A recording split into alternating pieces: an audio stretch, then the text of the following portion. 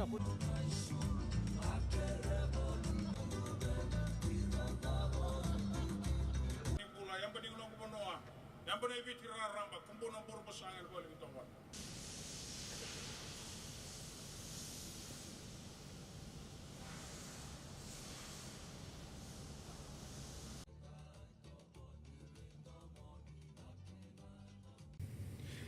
Rokatui Soa, the Rokatui Ravi Ravi, the people from Bangor who are here with us today, the staff of Fiji Airways, and all the other rest of the crew that are here.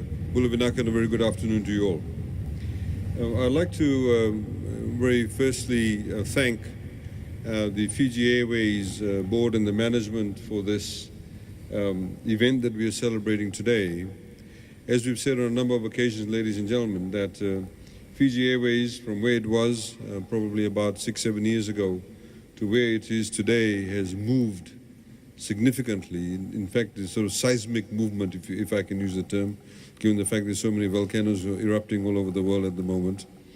Seismic movement as far as Fiji Airways is concerned. We have the A330s, and of course today we are marking the arrival of another A330 that will add to the fleet.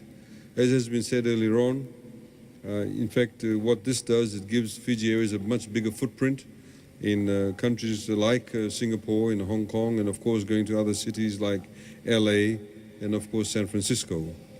It also marks the fact that we'll be flying very soon to Japan in July.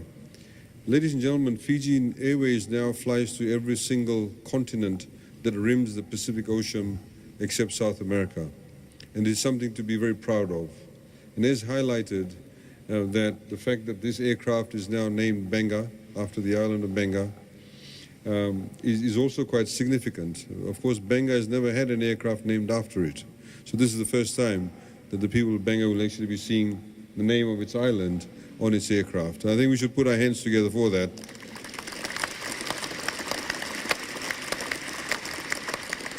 I also want to acknowledge the Honourable Prime Minister, because whenever Fiji Airways actually asks us for what names to give to the aircraft, we always consult the Honourable Prime Minister, and he's the one, in fact, who suggested the name to be called Benga, and I'd like to acknowledge that.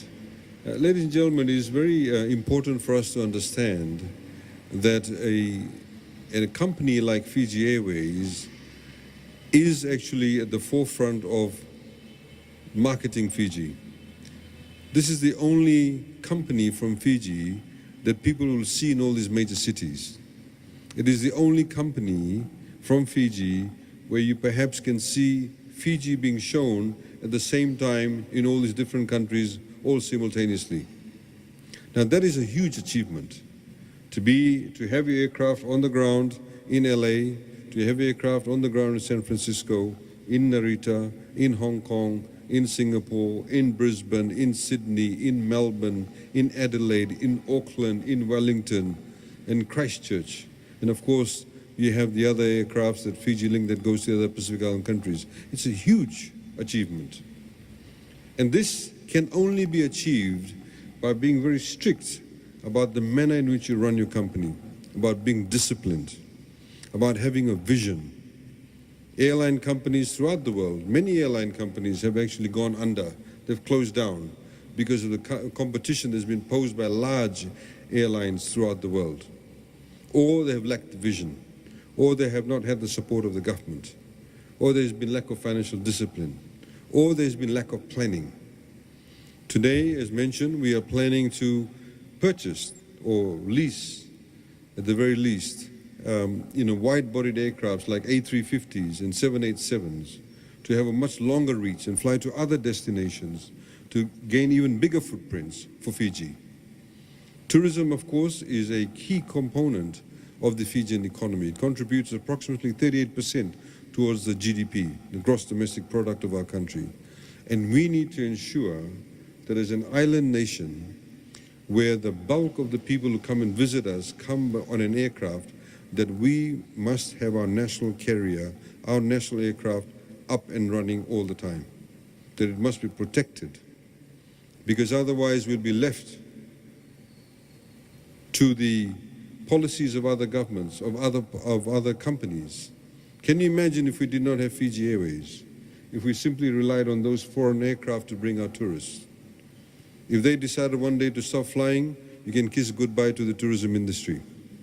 But because we have a national carrier, we are able to continue to bring people to our shores and ensure that we have a pipeline of tourists coming to Fiji. It's no longer just about tourism now. Fiji is now the center of the hub of the Pacific.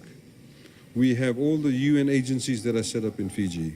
We have World Bank, we have IMF, we have ADB.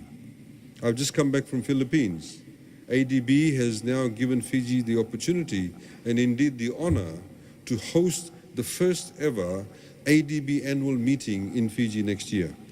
So in May of next year, we will have approximately 4,500 people coming to Fiji for just about 4 days. Can you imagine what that would do to our economy? Can you imagine the number of shops, taxis, hotel rooms? Everything will be used, everything will be filled up. They'll use our services, therefore they contribute to our economy. The handicraft people, the ladies who sell handicraft, the much bigger opportunity to sell their goods. So these are some of the things that we're actually working together with the respective partners, in particular with Fiji Airways and various other stakeholders, to ensure that Fiji Airways continues to be very much part and parcel of our economy. And we need to work together to be able to have that vision and to even grow this company even further. I'd like to take this opportunity, of course, to thank the people from Bangor who are here today. I'm sure it's very proud for you to have an aircraft named after you. Of course, as highlighted earlier on, you have many unique qualities that are assigned to the people of Bangor and indeed to the island of Bangor. This will give us an opportunity to even highlight that. And that's what we want. We want everybody in Fiji, every nook and cranny in Fiji, to be able to have a self-identification with this company, with this aircraft, because this is our pride and joy. This is the company that markets us as a people, markets us as a country. I'd also like to thank the staff of Fiji Airways, because many of them have worked very hard to ensure that we have these aircraft. Many of them have actually been able to re-engineer themselves to be able to buff up their skills, to be able to have Airbus skills, to be able to, the engineers, the flight attendants, and various other people, including the pilots, who are all working together to ensure that the company does do well. So I'd like to, of course, thank everybody for this. It is exciting times ahead for us. As has been highlighted, we're looking at whether we're going to go with the A350s or the 787s or perhaps the NEOs, but hopefully my preference is no. But let's see that we can go with the A350s or the 787s. But a wonderful opportunity. I'd like to thank everybody once again who made this possible. I wish you a very good afternoon. Nakavaklewu, thank you very much.